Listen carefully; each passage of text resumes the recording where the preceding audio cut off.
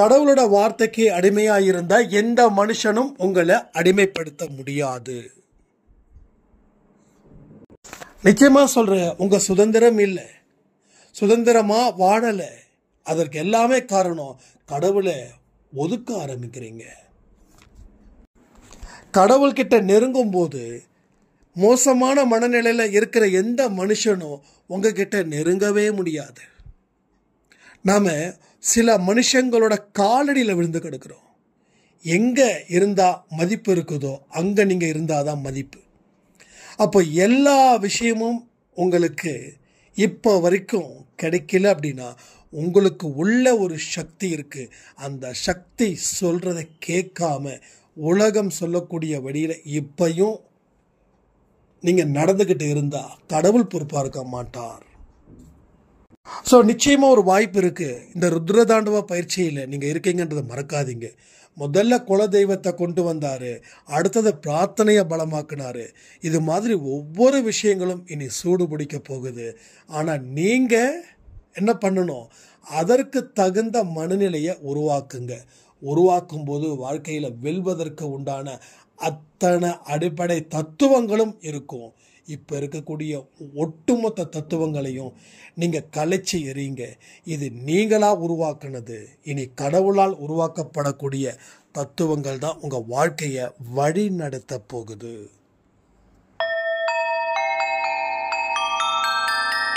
ஓம் சாயிரா சாயிரா, ஓம் சாயிரா சாயிரா, ஓம் சாயிரா சாயிரா, அன்பே சாயிரா, பேரன்பே சாயிரா, அகிலம் தளிக்க ஆத்மா விழிக்க அனுதினம் சாயிரா, எங்கள் அன்பே சாயிரா.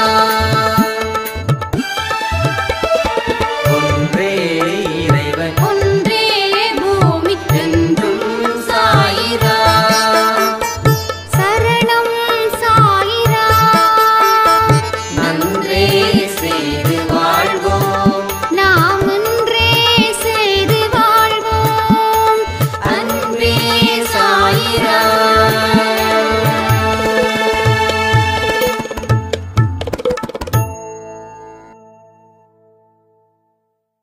சாய்ராம். என் உயிரின் உயிரானவர்களே, இந்த ருத்ரதாண்டவ பயிற்சி ஒரு பெரிய பலத்தை ஏற்படுத்துது. ஒவ்வொரு 2 நாளைக்கு ஒரு தடவையோ 3 நாளைக்கு ஒரு தடவையோ புதுசான சில விஷயத்தை கடவுள் சொல்லிக்கிட்டே இருக்கார்.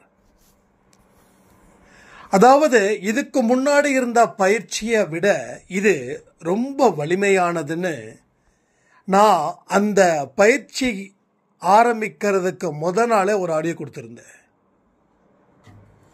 எல்லாமே இங்க சுயம்புவா இருக்குது, பிளான் பண்ண கிடையாது. தானா உருவாகிறது தான் இங்க இருக்கக்கூடிய முக்கியமான விசேஷத்துல பெரிய விசேஷமா இருக்குது. அன்பேசாய் அப்படின்னாவே ஒரு ஆனந்தம், ஒரு பேரானந்தம், ஒரு மெசேஜும் நெஞ்ச தொலைக்குது அப்படின்னு ஒரு சாய்ராம் சொல்லியிருந்தாங்க. எஸ், கண்டிப்பா நெஞ்ச தொலைக்கும். ஏன்னா அந்த நெஞ்சில ஏகப்பட்ட குண்டுகள் இருக்குது. அந்த குண்டுகளை எடுக்கணும்னா அந்த நெஞ்சை தொலைக்கணும்.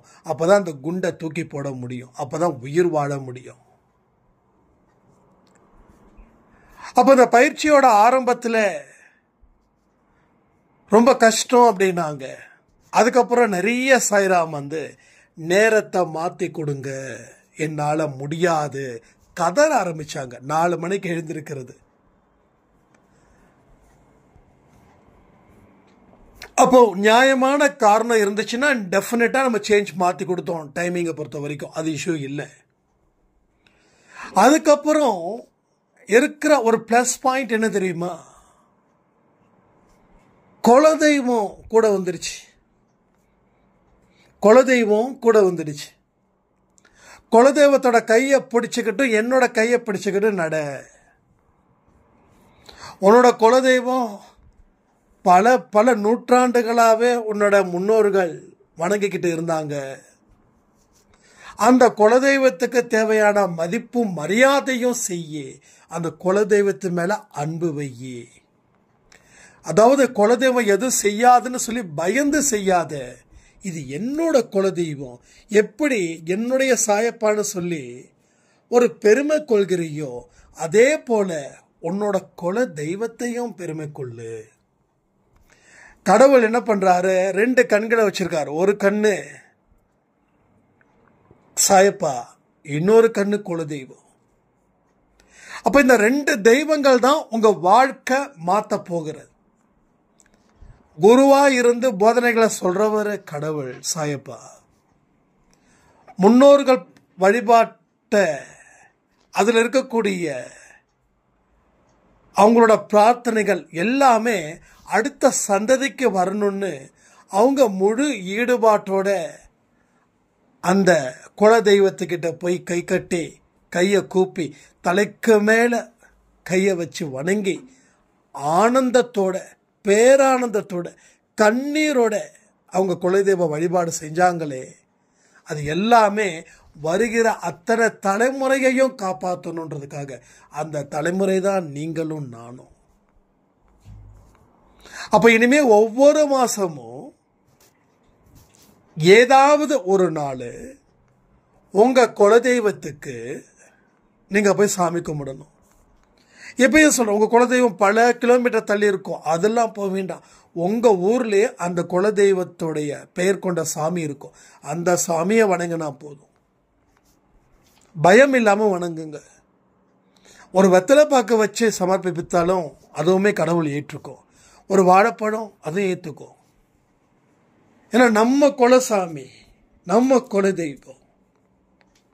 ஏன் குலதெய்வத்தை பத்தி இவ்வளவு தூரம் இம்பார்ட்டன்ட் கொடுக்குறேன்னா, அடுத்தடுத்த விஷயத்துக்கு எல்லா தெய்வங்களும் தேவைப்படுது. அப்போ நம்மளுடைய வாழ்க்கையில ஏதோ ஒரு சில விஷயங்கள் நடக்காம இருக்கிறதுக்கு காரணமா சில விஷயங்கள் அது இவரால தானே முடியும் அப்படின்னு கடவுள் ஒதுக்குறாரு. அப்போ குலதெய்வத்தோட வழிபாடும் உனக்கு இருக்கணும். அப்படி இருக்கும்போது உன்னுடைய பிரார்த்தனைய, உன்னுடைய வேண்டுதலை, உன்னுடைய நல்ல வாழ்க்கைய அடுத்த கட்டத்துக்கு எடுத்துட்டு போறதுக்கு எனக்கு எளிய வழியா இருக்குன்னு சாயப்பா விரும்புறாரோ என்னமோ. அதே போல இந்த பிரார்த்தனை சாய் 365 அந்த சேனல் நம்ம அதிகமாக போடுவோம், மறுபடியும் விடுவோம், இப்படியே போயிட்டு இருந்தது. இப்போ பாருங்க, பிரார்த்தனை ரொம்ப பலம் வாய்ந்தது தான் இருக்குது. அதுக்கு முன்னாடி 10 பேரை நாம் தேடணும். ஏன்னா ரெகுலராக நம்ம கொடுக்கலன்றதால யாரும் கொடுக்கறது இல்லை. இப்போ 10 பேருக்கு மேலேயே ஜாஸ்தி ஆகுது. அப்போ பிரார்த்தனையும் பலம் சேருது, நலம் சேருது. இன்னைக்கு எத்தனை பேர் பிரார்த்தனையில் கலந்துக்கிட்டீங்கன்னு சொல்லி கமெண்ட் பண்ணுறீங்களா? ஒவ்வொரு நாளும் 10 மணிக்கு. சில சாய்ராம் சொன்னாங்க 10 மணிக்கு என்னால் முடியல, நான் ஒர்க் பண்ணிட்டு இருக்கேன், அப்போ கூட்டு பிரார்த்தனை செய்ய முடியல, எனக்கு டைமை மாற்றி கொடுங்க அப்படின்னாங்க. இப்போ காலையில் 10 மணிக்கும் இரவு 10 மணிக்கும் இருக்குது. ஒர்க் பண்ணுறவங்க எல்லாரும் வீட்டுக்கு சேர்றதுக்கு 8-9 மணி ஆகும். அதுக்கப்புறமா சாப்பிட்டுட்டு 10 மணிக்கு அந்த பிரார்த்தனையை கேளுங்க. காலையில் பிரார்த்தனையில் கலந்துக்கிட்டவங்க கலந்துக்கணும்னு அவசியம் இல்லை, தேவைன்னா கலந்துக்கோங்க, ஒன்றும் ப்ராப்ளம் இல்லை. 1 முறைக்கு 2 முறை பிரார்த்தனை செய்யும்போது நல்லது தானே, புரியுதா? காலையில் 10 மணிக்கு செய்ய முடியாதவர்கள் அன்று இரவு 10 மணிக்கு 10 நிமிஷம் 15 நிமிஷம் ஒதுக்கி பிரார்த்தனை செய்துவிட்டு இரவு உறங்க செல்லுங்கள். ஓகேங்களா? ஆக மொத்தம் அந்த பிரார்த்தனை எல்லாரும் கேட்கணும், அவ்வளோதான். அந்த பிரார்த்தனை எல்லாரும் செய்யணும், மனப்பூர்வமாக செய்யணும். அப்போ என்ன செய்யணும்? குலதெய்வ வழிபாடு ஸ்டார்ட் பண்ணுறோம், அதே போல் அன்பை சாயில பிரார்த்தனை ஸ்டார்ட் பண்ணுறோம். 2 வந்துருச்சு. இனி எத்தனை அவர் கொடுக்க போகிறாருன்னு தெரியல. நானும் உங்களை மாதிரி தான். அடுத்தது என்ன, இல்லை இதோட முடிஞ்சிடுச்சா, இன்னும் ஏதோ இருக்குதா, நிச்சயமா தெரியல. அப்ப இது எல்லாத்தையும் நாம ஏத்துக்கணும்.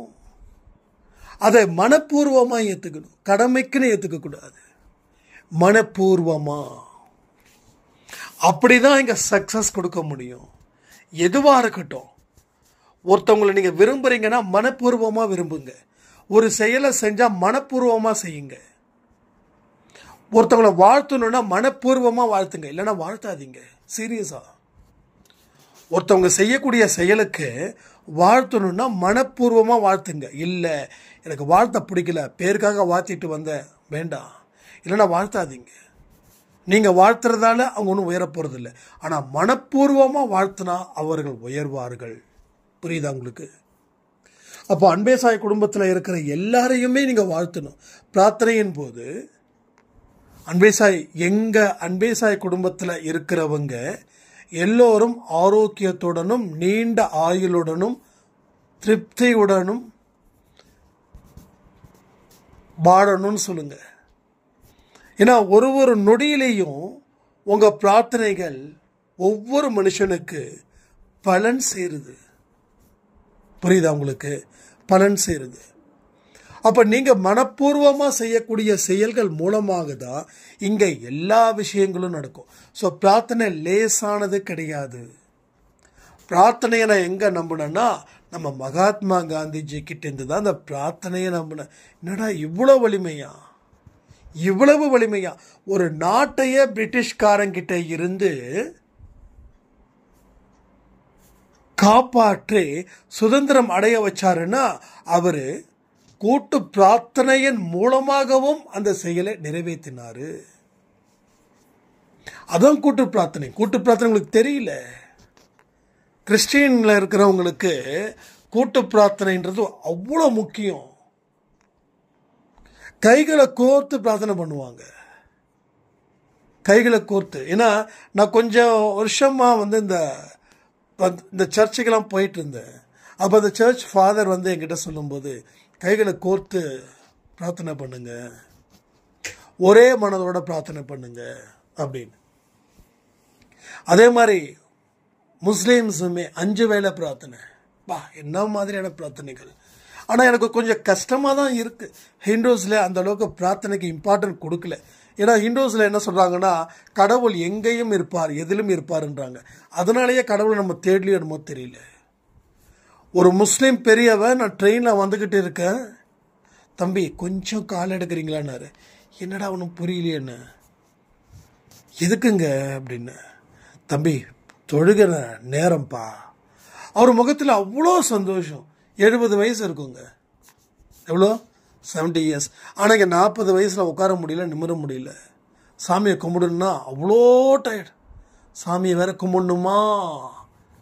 10 மணிக்கு தானே சாயண்ணா சொல்லியிருக்காரு, மணி 9:58 தானே ஆகுது, 10 மணி ஆகட்டும், அதுக்கப்புறம் சாயை பார்க்க முன்னாடி போய் நிற்கிறேன் அப்படின்னு சலிப்போட, நான் எல்லாரையும் சொல்லலை, சிலர் மட்டும்தான் சொல்கிறேன், சலிப்போடு அங்கே போய் நிற்கிறது.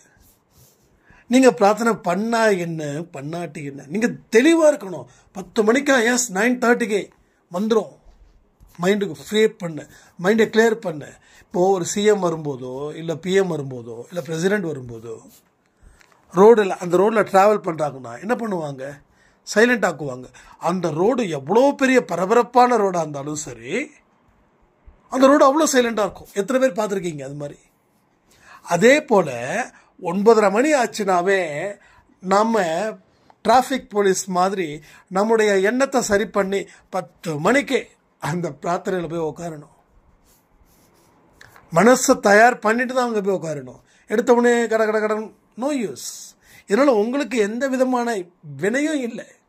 நீங்கள் எதை விதைக்கிறீங்களோ அதான். நீங்கள் விதைக்கல, சும்மா அப்படியே விசிறீங்க.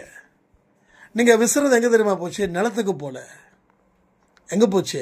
கல்லுலேயும் மண்ணுலேயும் போச்சு. நீங்கள் போட்டு வச்சிருக்கிற மண்ணுக்குள்ளே போல, அதை தாண்டி போச்சு. அப்போ நீங்கள் போட்ட விதைலாம் விளைச்சிதா? இல்லை. அதுக்கு ஏன் போகணும்? அது ஏன் விதையை தூக்கி எறியணும்? விதையை தூக்கி எறியக்கூடாது. நம்பிக்கையோட, ஆனந்தத்தோட, அதாவது மிகுந்த சந்தோஷத்தோட ஒரு உயிர் இந்த விதையில இருக்குதுன்னு நினைச்சு நீங்க விதையை தூவி பாருங்க, அதுக்கப்புறம் தெரியும். நம்ம அன்பே சாயில முத்துலட்சுமி அடிக்கடி கமெண்ட், நிறைய எல்லா இடத்துலையும் கமெண்ட் பண்ணுவாங்க. அவங்களுடைய நோக்கமே நல்ல ஃபார்மர் ஆகணும் அப்படின்னு.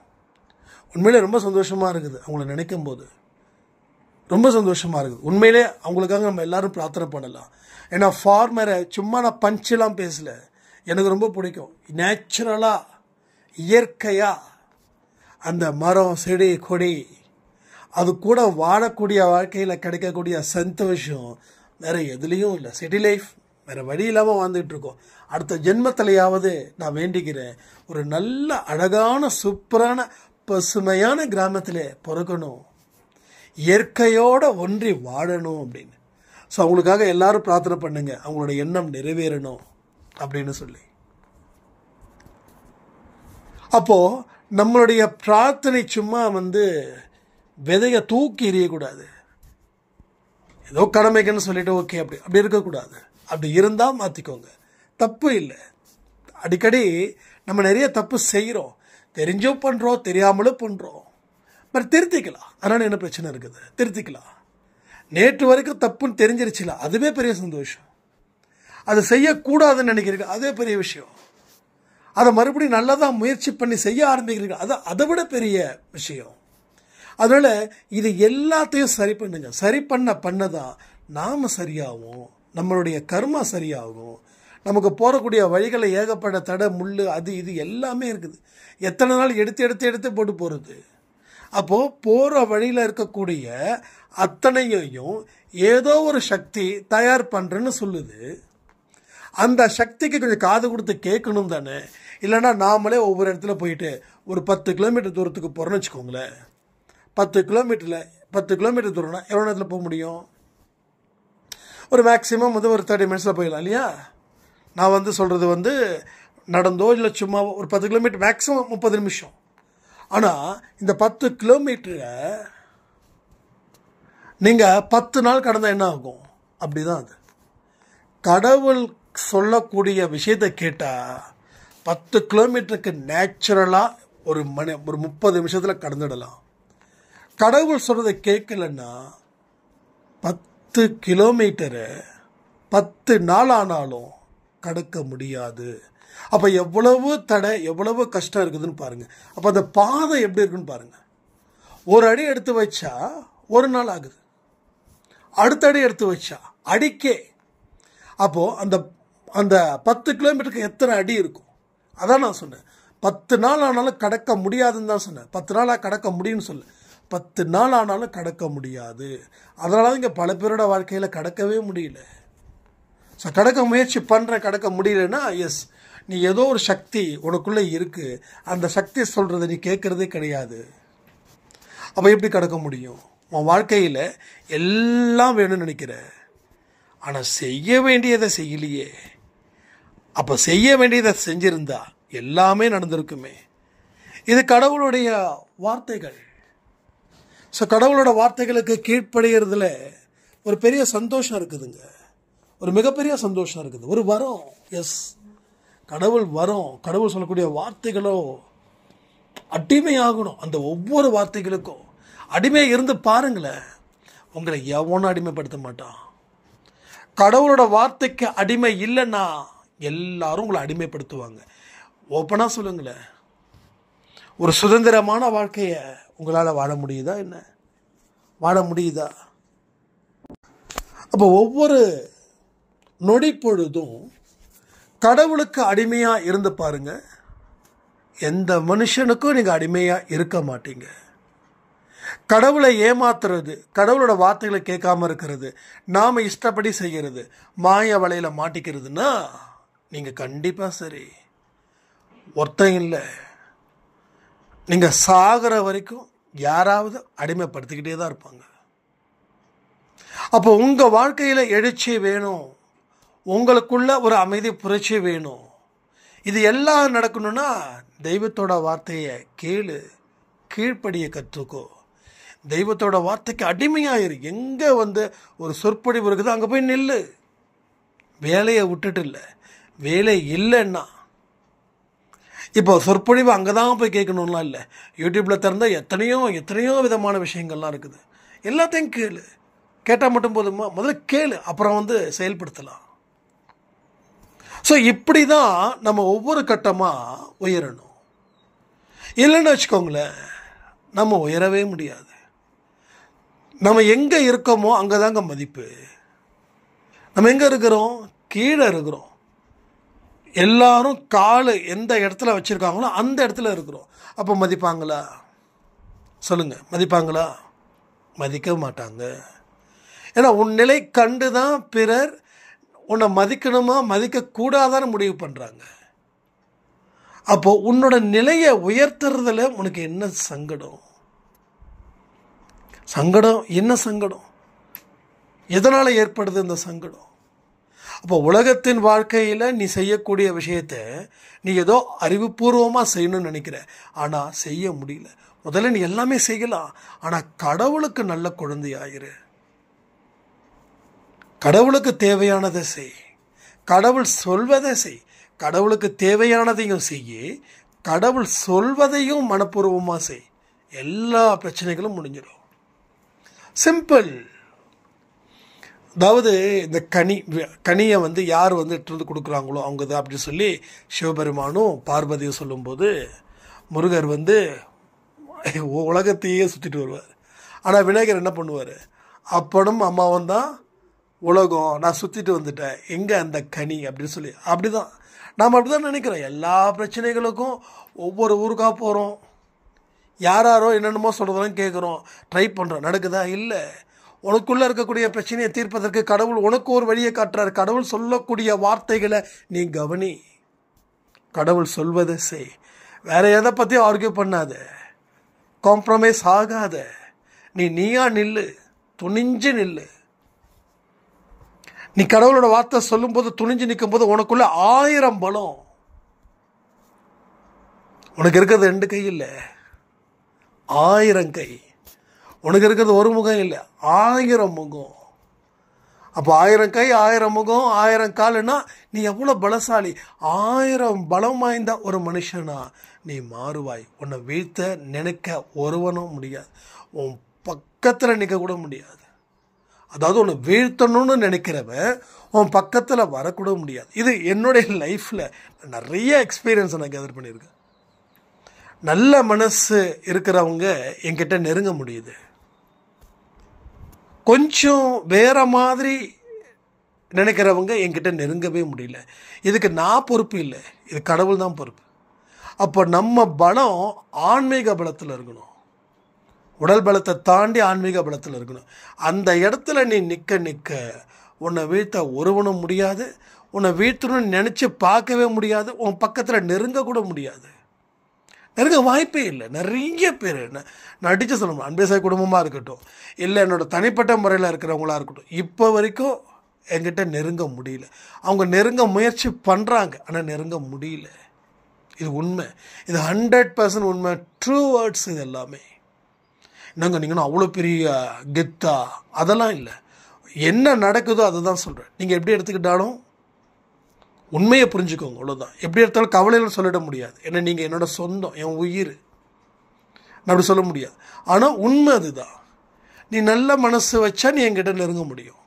நீ சில விஷயத்த கடவுள் என்ன நினைக்கிறாரு, வேண்டான்னு முடிவு பண்ணுறாரு. வேண்டான்னு இருக்கக்கூடிய நபர்கள் கடைசி வரைக்கும் வேண்டாமா மாதிரி தான் இருக்குது. ஸோ தனிப்பட்ட வாழ்க்கையில் நிறைய விஷயத்தை இங்கே சொல்ல முடியாது என்னால். ஏன்னா சொன்னால் மற்றவங்களுக்கு பாதிப்படையும். அதனால தான் சொல்கிறேன். So can't possible. அப்போது என்னை சுற்றியும் ஒரு 1000 மடங்கு பலத்தை கடவுள் கொடுத்துருக்காரு. அதை நான் பரிபூர்ணமாக நம்புகிறேன். என்னோடய பர்சனல் லைஃப்பில் எனக்கு என்ன கொடுக்கக்கூடிய எக்ஸ்பீரியன்ஸ் அது எனக்கு நல்லா தெரியும் இல்லையா. இப்போ நான் இங்கே சொல்கிறேன்னா என்னால் ஒரு 60% தான் அதை சொல்ல முடியும், 100% சொல்ல முடியாது, யாராலையும் முடியாது. அதனால் நீங்கள் நான் சொல்லக்கூடிய விஷயத்தை உங்கள் வாழ்க்கையில் நடக்கக்கூடிய விஷயத்தை கம்பேர் பண்ணிங்கன்னா நான் சொல்கிறது 100 மடங்கு 100% உங்களுக்கு புரிய வரும். எல்லாமே என்னோடய வாழ்க்கையில் நடந்ததை பற்றி மட்டும் நீங்கள் பார்க்காதீங்க. என்னுடைய வாழ்க்கையில் நடக்கிற ஒவ்வொரு விஷயமும் உங்கள் வாழ்க்கையில் நடந்திருந்தா அது எப்படி இருக்குன்றதை யோகிச்சு பாருங்கள். யோகிச்சு பார்க்கும்போது தான் நான் சொல்லக்கூடிய 100% உங்களுக்கு புரியும், இல்லைன்னா புரியாது. ஸோ இதெல்லாம் முடிவு பண்ணிக்கிட்டு என்ன செய்யணும்? எல்லாமே செய்யணும். 1 இல்லை 2 இல்லை, எல்லாமே செய்யணும். அடிப்படை தத்துவத்தையே மாற்றணும். தத்துவம் எங்கே இருக்குது? உன் மனசுக்குள்ளே இருக்குது. அதில் எல்லாத்தையும் கழிச்சு விடு, புதுசாக ஒன்று உருவாக்கு. இந்த ருத்ரதாண்டவ பயிற்சியில் நீ என்ன உருவாக்குறியோ அது எல்லாமே சக்ஸஸ் ஆகும், எக்ஸலண்ட்டாக ஆகும். அதனால் எல்லா விஷயத்தையும் ஃபாலோ பண்ணுங்கள். பிரார்த்தனை நேரம் காலையில் 10 மணிக்கும் இரவு 10 மணிக்கும் இருக்குது. வேலைக்கு போகிறவங்க சாவகாசமாக வீட்டுக்கு சாப்பிட்டுட்டு பிரார்த்தனை நேரத்தை முடிச்சுட்டு ஒரு தூக்கத்தை போடுங்க. கடவுள் உங்கள் கூடவே இருப்பார்னு சொல்லி இந்த பதிவை நான் முடிக்கிறேன். ஜெய் சாய்ராம்.